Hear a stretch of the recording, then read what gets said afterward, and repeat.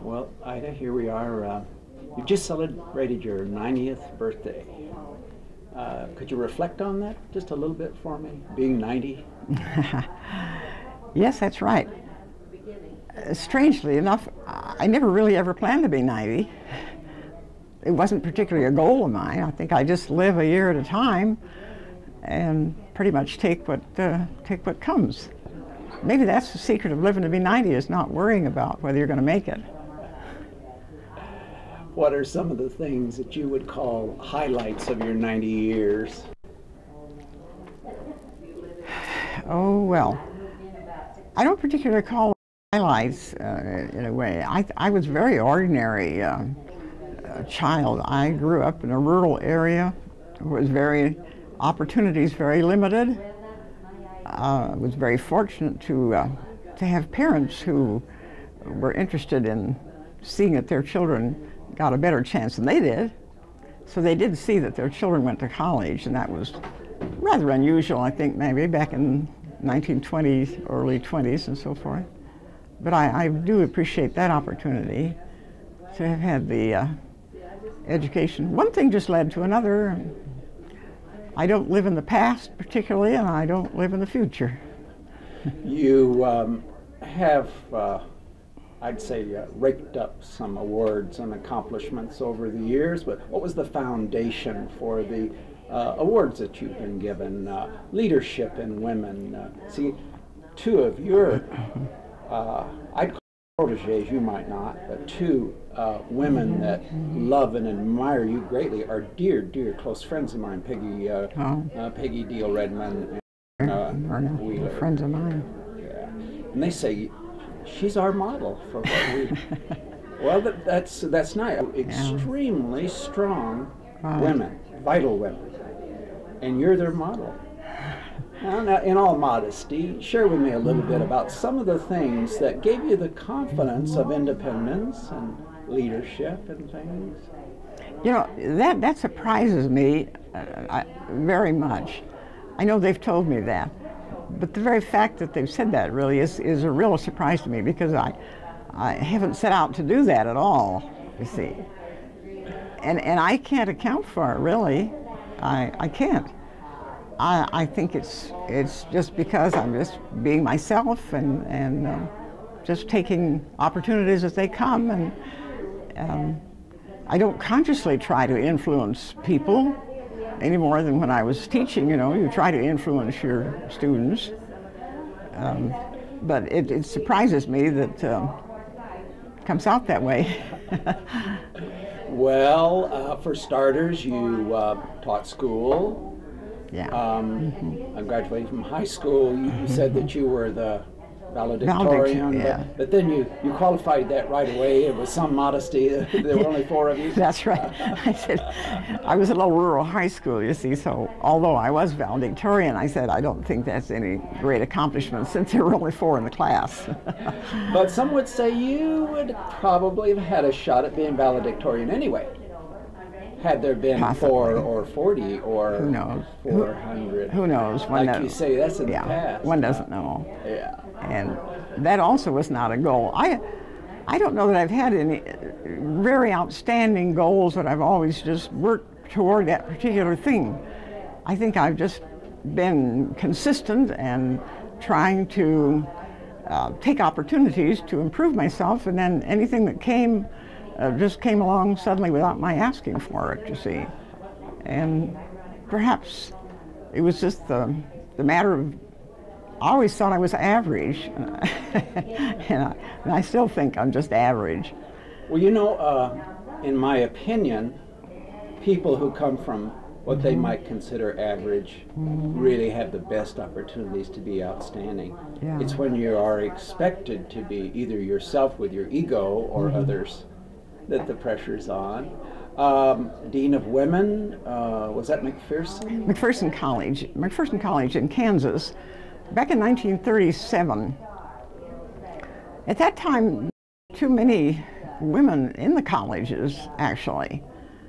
And I taught high school for about 10 years, and and I didn't have any other particular goal in mind, but I do remember that the superintendent's wife had been to the University of Chicago, and she used to talk about it a great deal. So after a number of years of teaching, I decided that, well, just now maybe there might be something else, you see, and she kind of influenced me and encouraged me to go on, and so then I took that great leap to go to the University of Chicago, was accepted, and got my master's there. It was from there then that I went to McPherson for Dean of Women, and that opened a whole new world. And when my students tell me now about different experiences, different things that they remember in college, I don't remember those at all. Like the prom or the yeah, I have sorority, or I have some of my former students right here at Hillcrest. Would you know that? Oh, really? Yes. Who were students of yours at McPherson College. How would you name them by name? Yeah, Lowell Brubaker and Ellen Miller were the two, that's all I think of right now, that were students right there. Is that Miller of the Dr. Steve Morgan family line? Another Miller. No, this is Ellen Devine Miller. Yeah. But to have your own students here, and here we are retired and all together as peers. So that's kind of interesting. Yeah. Well, I think some of the things that these younger women are looking to, some boldness and independence. You decided in the 40s that you were going to take off and do something different. Not very many women at that time That's right. would have been in that position. Tell us a little bit about that, about your motivation to have the audacity and the nerve to take off and go to work for an insurance company. It was, I suppose, a spirit of adventure. At the time that I left McPherson College, I was there 6 years, but that was during the war times in 1943, when there weren't so many students. They were going to have to lay off some of the faculty members, and I decided that single, I perhaps would be a better one to go than some of the married people. It'd be easier for me to find my way, and that spirit of adventure, I guess. Again, I thought, well, maybe I better try something else. I've just been teaching my whole life, so what else can I do? So I went to Seattle. I took a leave of absence, which, by the way, so that I, kind of make sure I might come back. But in Seattle, I had a difficult time finding a job back in the wars. My educational background did not impress people out in the industrial world. And you weren't set to be Rosie the Riveter, were you? No, I just answered an ad in the paper, and I got this position with an insurance company of kind of, as they would say, the educational director. I didn't know anything about insurance, but one of the things I had to do was to get a license. I had to study and get an insurance license. I never sold any insurance, but I had to have the license. So it was just my duty to help the salesman and to work together, I guess, just developing new methods of marketing and so forth. How about I'm going to jump back a little bit. How about a life's lesson from teaching and then a life's lesson from working in the corporate world? I don't know. I don't know when you say lesson. Teaching seemed to be come easy for me in a way. I mean, in relation to people, I always relate easily and well to people, it seems to me. It's a little rougher in the corporate world. I was fortunate to have understanding people in the administration, So I really didn't have any real trouble. One of the things I think many would relate to as a 90s woman, I don't mean 90 years ago, I mean living in the 90s, was the story about traveling somewhere with your boss. And how, was it a woman or a man? Man. Man, and he was criticizing your driving. You remember that. And you pulled over and said, I said, how would you like to drive? What did you say to him? That's what I thought. I'd taken enough off of him. How I could relate to my boss that way, it didn't bother me. Tell us the story. I didn't stand at all of him. We had been to a meeting, a training session some kind, and I was riding with him back to the office. So he was riding with me. That was because I had my car. And after he had made some very pointed suggestions about my driving here and there, I pulled off to the curb and I stopped and I just said, "Would you like to drive?" And he said, "Oh, no, you're doing all right, go ahead." So he wouldn't do it, of course. But he got the point, so he never, he never gave any more suggestions. Do that. I wasn't afraid of him at all. Well, another independence measure stick of that time was at a very early age. You drove a car, had a license, and drove a car. Oh yeah, back in 1925. Sure. Was that unusual for women in that time? I don't know. Well, there weren't as many at that time, but I think I've always been quite an independent person. And so I guess the reason that I needed to do that, see, at that time, that was when I graduated from college in Indiana and came back to Washington I had a teaching job where I didn't stay at home except go home weekends. It was a place far from that. And it was kind of necessary in a way to have a car. So I'm always adventuresome. Anytime anything new comes along, I'm likely to try it. Well, the automobile does give you independence, that's for sure. And that might be one of the first things that kind of helps in that regard. Yeah. To have an automobile. Well, you came out to the coast. This is during the Second World War, and you worked for this insurance company in Seattle. And then what next? Well, while I was there, M.R. Ziegler, who was one of the leaders of the church, I had known him through camps, I guess, and work like that, church work. He came out there to see me, and he said, he kind of scolded me. He said, "You've got no business working out here in the business world when the church needs you. You come on back there in Elgin and work for me." So I had to think about that quite a while, but really there wasn't any particular future for me all in my business work. It was just a job to put in the time. And I had always, of course, been interested in the church, quite church-oriented, and if he wanted me to come back to the general office in Elgin, well, that was pretty much of a compliment in a way, see, so I decided to go. I know that you've been married to two distinguished gentlemen, and while I was there at Elgin, another interesting thing happened. It just seemed to me that I had some guidance somehow or other that from one stage in my life to another, opportunities always came, and with the exception of the business world there, I think I didn't particularly ask for a job. This time I was at Elgin, and the president of Bridgewater College in Virginia came to see me at Elgin. He'd heard about me from somewhere or other, that I was in education. And he came to Elgin and asked me to go to Bridgewater College as Dean of Students. So they had changed it now, you see, and a little bit later. And this was over in 1946, yeah. So I thought, well, professionally, I better get into education if there's a chance, you see. So then I gave up going back to McPherson, where I had taken my leave, and I went to Bridgewater College as Dean of Students, which was quite a step up. Well, what were your qualifications? Now, I know that you're a modest person about bragging on yourself, but what if you were putting together a resume, or if you were saying why they selected you, what would be that criteria for selecting you?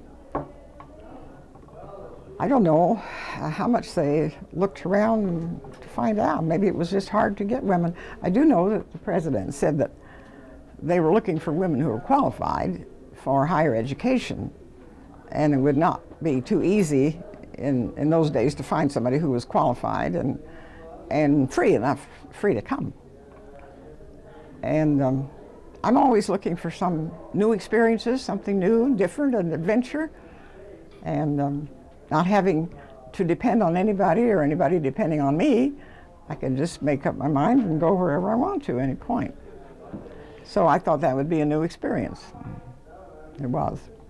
Do you remember any restrictions at that time, particularly? Oh yeah, at women? the college, you mean? Yeah, on women. Oh yes, this was an Eastern college, and I'd been used to the West, of course. The freshman women had to have chaperones on their dates, and there was no dancing allowed at that time. But then that was true of most colleges, I think.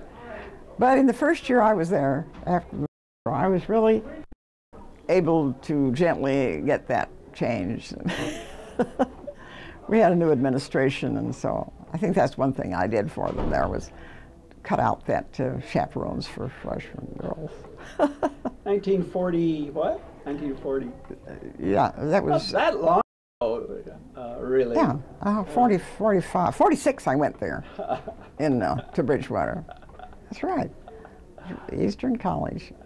But I had a very good time there. It was interesting, challenging. It kind of surprises me now, some things that I did, that I would go out and do that I would have to think twice maybe if I were doing it now, but I guess I had a lot of courage. Well, courage is one of those factors, I think, about a person's character. And if you see anything that you think could be improved, could be changed for the better, then I think you're obligated to do it. Make an effort, I mean. That's all. Tell us about your meeting of the former president of the college, Laverne College. Well, that's when that happened. I was, I'd only been at Bridgewater a couple of years, and I was doing very well, and I could have been there on and on and on, and I suppose, but here came this very distinguished gentleman who was interested in getting better acquainted. I had met him earlier, perhaps a number of times through church work, various times. I lived in Washington State, and when he was president here, he used to travel up there in that area, you see. I mean, the president used to have to do all of the public relations work also, you see, back in his day anyway. But he was the administrator of Bethany Hospital in Chicago after his wife had died about 3 or 4 years before this time, you see. So he was a brave man too, to come out there and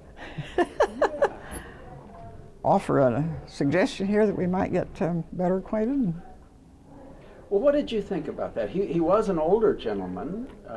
Considerably older, yes. And did that matter to you personally? Well, at that point, I wouldn't think so. I was 44 years old and not married, you understand. And all my friends were married, you see. Most all of them, I think, had been married. But I had given up marriage, of course, a long time ago for a career. And I had pretty well accepted that, I would say, and it didn't bother me particularly that I wasn't married, you see. But then when this looked interesting, I thought, well, if I was ever in my lifetime going to have any experience of being married, I don't know how you could beat this. So, being adventuresome as I always have been, I decided maybe that would be a good way to go. That was a hard decision, though, because I was giving a career, don't you see, that I had worked all those years, and I built myself way up pretty high. I think the stereotypical expectation of a former college president's wife would be to host teas and be kind of in the background for. Well, that part wouldn't bother me. I mean, in my position as dean of women, dean of students, and so forth, I had been in social positions of that kind. That wouldn't matter. But no, that didn't bother me at all. So in 1948, I was married and went to Chicago then to help him in his work in Chicago, the hospital. Would you give us a brief profile on Elias? Is that? Oh, Ellis? Ellis Studebaker. Ellis Studebaker.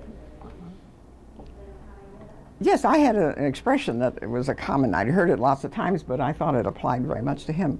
A gentleman and a scholar. Because he was a gentleman of the old school. And of course a scholar. He had taught at McPherson College before he came here to Laverne. And he was a gentleman and a scholar. And an easy person to adjust at his age. See, he was 66. He's 22 years older than I.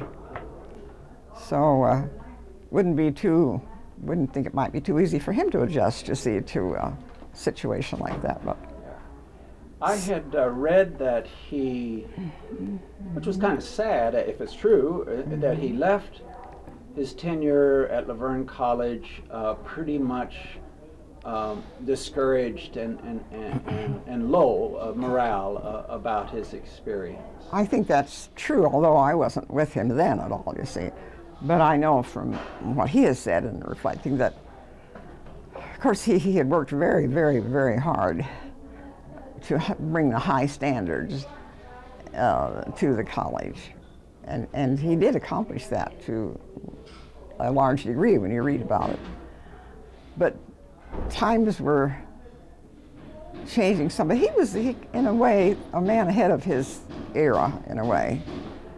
He wanted to branch out a little more in educational field, where some of the church members who were of a much more conservative nature, you see, had complained. I think that's how it was. I think that would be the source, perhaps, of some difficulty there. And money was always a problem at Laverne. Always a problem. So he retired without any retirement, you see. No retirement at all. Then he retired from this Bethany Hospital with nothing but the lowest basis of Social Security when I started there, you see. So there really was no financial picture there.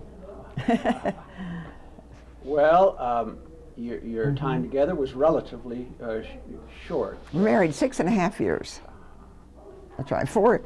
4 years I was with him in Chicago until he retired. And he wanted to move back to this area because that's where his children all lived around in California, at least. He didn't want to go to Laverne. We went to Pomona because that would be close to Laverne. And some of his wonderful students that he thought so much of lived in Pomona. That would have been Jerry Deal, Ernie Carl, Noni Leonard, some of those. That's one reason why he wanted to go there. Well, those are all names that I'm familiar with. Yes. Only Leonard ones. was a dear friend of our family. And so he enjoyed being back in the area here, you see.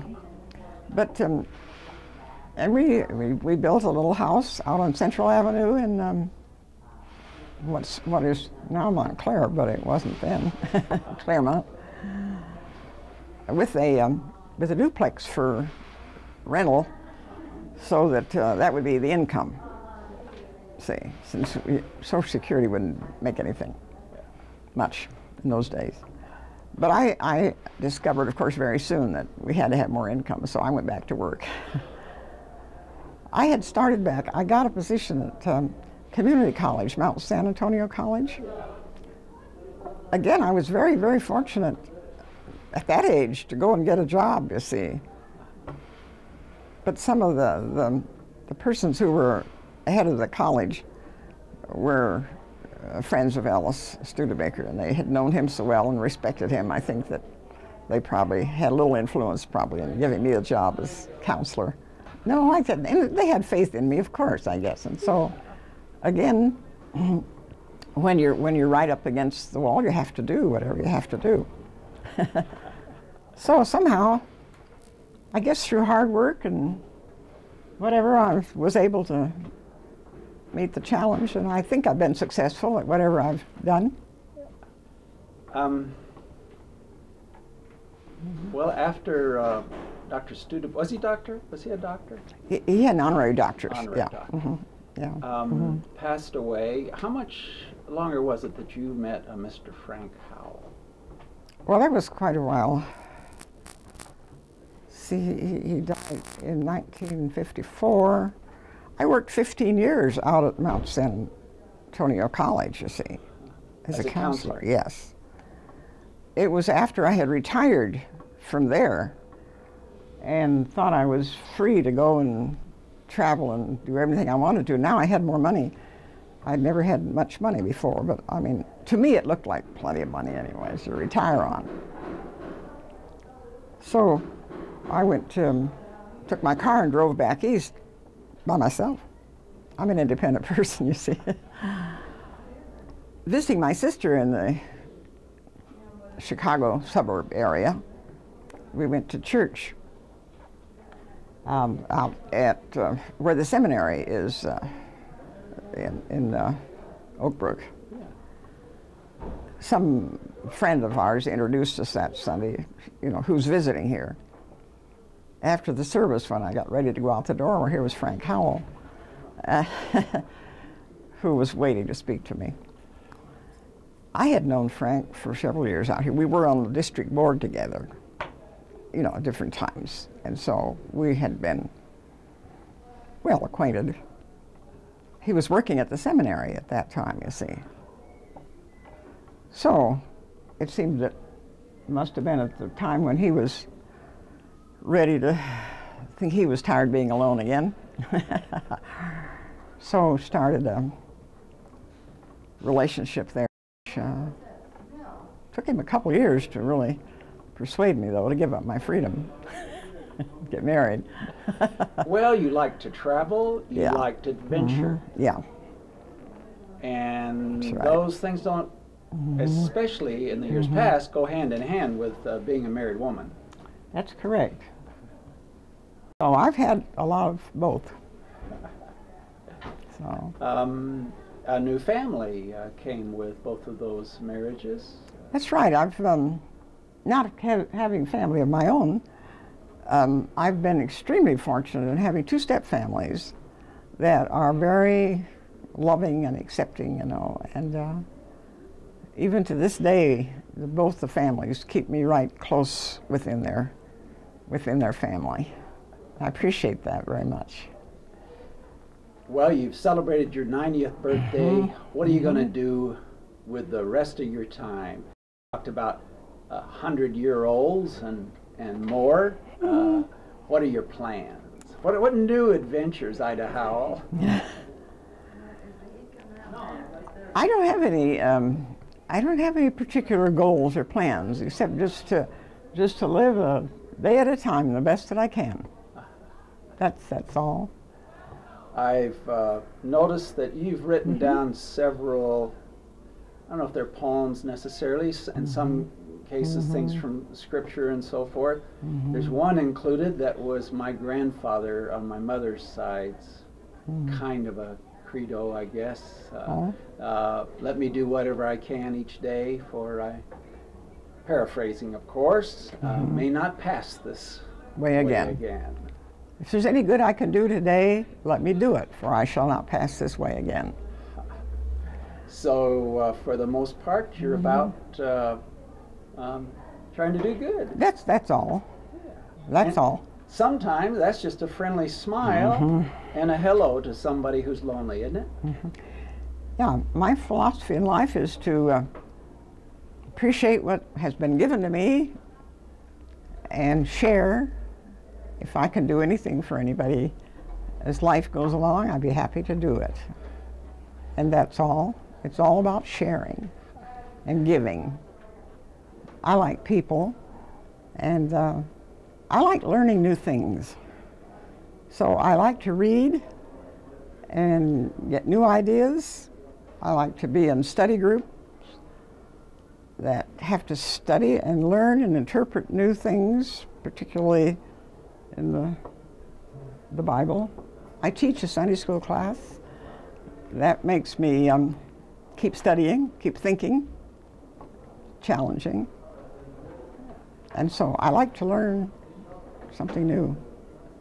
I've seen you around young people at the University of Laverne. I saw you at a tea for young people who are going to spend their summer giving to others. Tell us a little bit about why that's of interest to you, the summer service program. I think I did some of that kind of work when I was young, not under this organized way at all, but some of that. And from past experience, I know that every experience that you have adds something to your life. And the variety of experiences that you can have would add that much more. And I have been particularly interested in that opportunity since it started, you see. What was it, 48 years ago or 47, something? Yeah. I knew O.P. Williams, who was the man who started this. He was a member of my church at Pomona. And it appealed to me as giving an extra opportunity for some students to improve themselves, to advance in a way that to make them, give them an opportunity to be of service. And I liked that idea, so I have supported that all these years. What really, I think, in my observation, is the case is you help other people who are in need, and even a token of help is so appreciated. Appreciated, yeah. But what's in it for these people who give of themselves? What are they going to get from it? Well, the students who go out, they get a great deal because there is no education like experience. I don't know anything else that can beat that.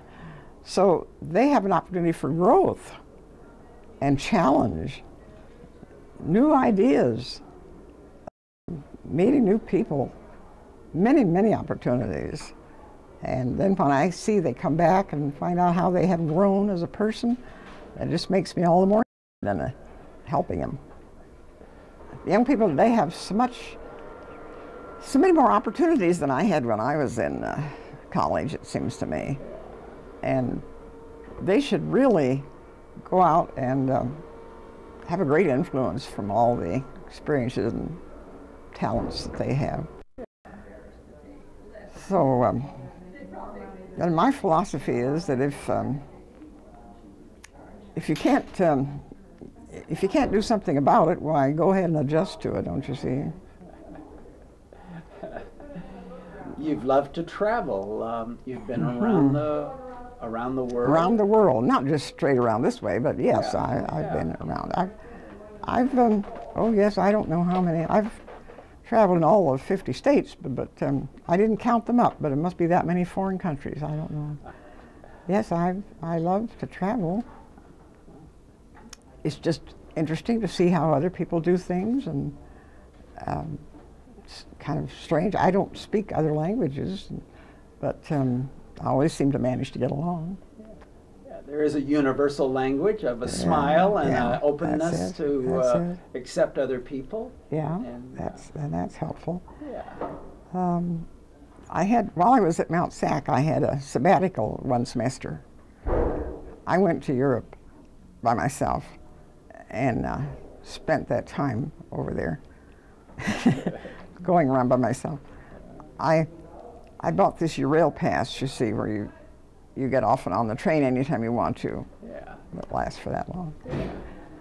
My project was to visit the students who had spent their senior year as a student exchange. You see that we had, this was 1961, 30 years ago. But and I had about 20 of those that I went around to their homes and looked them up and interviewed them. Yeah. And then I visited the Brethren Service workers. See, we had Brethren Service youth over there in quite a number of areas. And so I did that for a semester.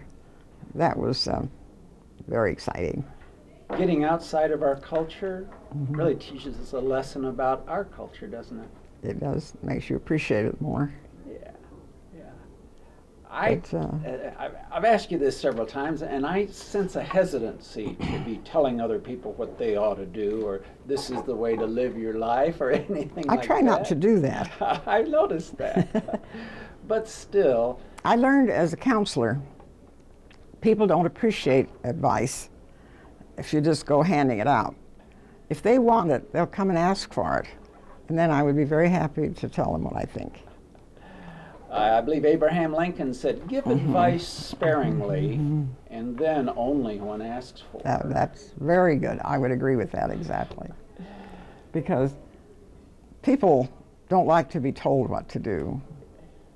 And how do I know that what's best for them anyway? I can't tell them what to do.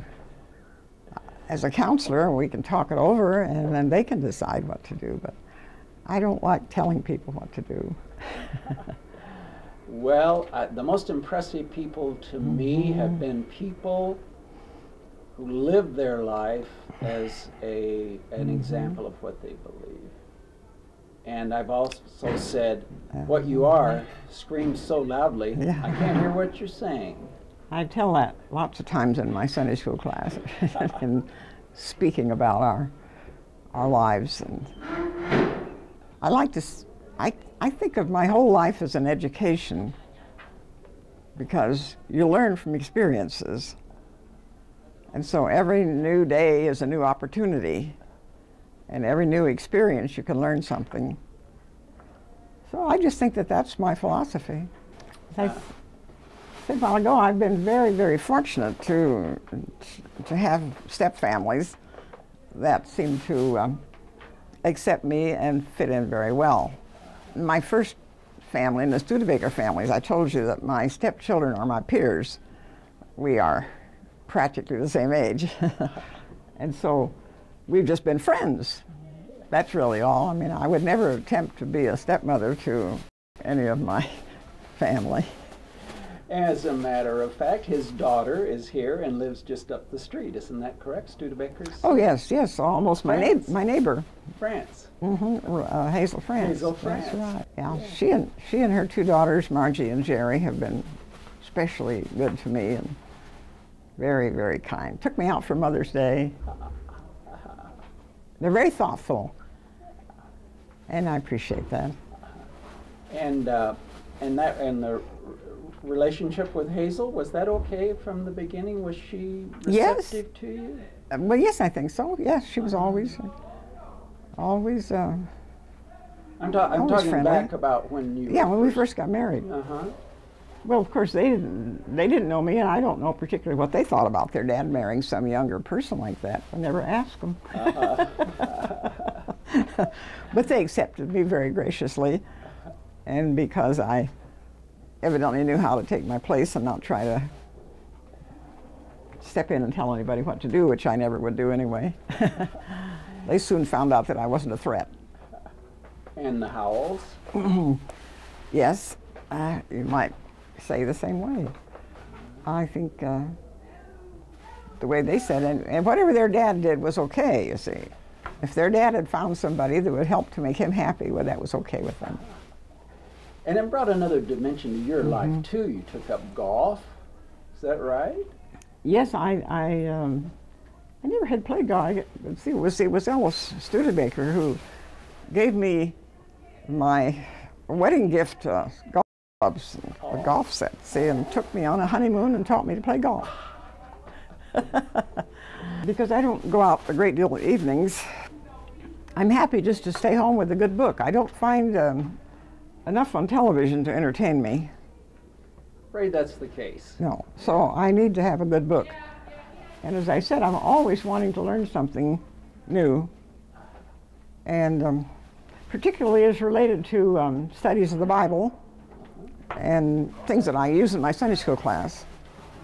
And I keep finding some new insights, some new interpretations, which I like very much, which then I can expand, you see, and then I give this to my Sunday school class. And that's my way of influencing others. Well, you use the Bible as a guide, and you don't want to tell people what to do, but That's right. well, what are the kinds of things that you want to share with a Sunday school group or anyone that you come in contact with? The purpose of life is to try to improve yourself and even influence for others to improve themselves. And so if I'm not about doing that, well, then I'm missing an opportunity.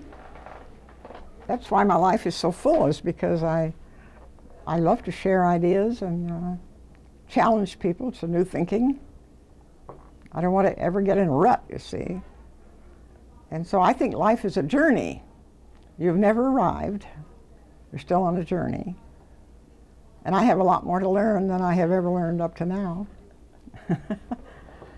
Well, it's not a burden in their sense, I'm sure, and not a burden really to you, but Myrna Wheeler and Peggy Redmond, gee, they just... But I don't understand. I mean, you'd have to ask them, I guess, because I really don't understand why they feel that way, because I don't know that I've done anything particularly to impress them. Well, except you're impressed with them. Yes, try to encourage, and I try to encourage people to go ahead with what they're doing, and they're doing something good. I could describe both of them as bright. Exceptionally. Exceptionally bright. Yes. Bold, independent. Well, they probably appreciate those qualities in me. Well, I don't have anything particularly prepared to say, but I just, as I would say, that my philosophy, do all the good you can to all the people you can, as long as you can. Wouldn't that sum it up pretty well? It sure would. Yeah. And keep growing, never become stale, always learn new things, try to improve personal relationships, grow in spirit and friendship and sharing, giving, helping others. Yeah. That's the whole thing.